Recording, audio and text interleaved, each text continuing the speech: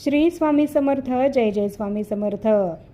मार्गशीर्ष महिन्यातला शेवटचा आणि चौथा गुरुवार आलेला आहे 18 डिसेंबरला आणि याच दिवशी आपल्याला मार्गशीर्ष महिन्यातल्या या गुरुवारांचं उद्यापन करायचं आहे.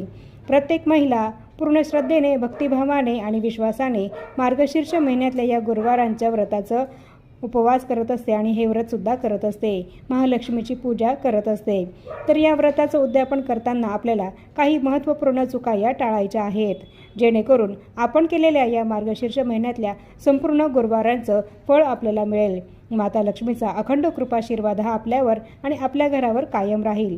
तर अशा कोणत्या चुका आपल्याला उद्यापन करताना टाळायच्या आहेत, याबद्दलची संपूर्ण माहिती जाणून घेण्यासाठी खाली दिलेल्या त्रिकोणावर क्लिक करा आणि व्हिडिओ पूर्ण बघा. व्हिडिओमध्ये सांगितल्याप्रमाणे तुम्हीसुद्धा मार्गशीर्ष महिन्यातल्या या गुरुवारांच्या व्रताचं उद्यापन करताना या चुका अवश्य टाळा, जेणेकरून तुम्हाला महालक्ष्मीचा अखंड कृपाशीर्वाद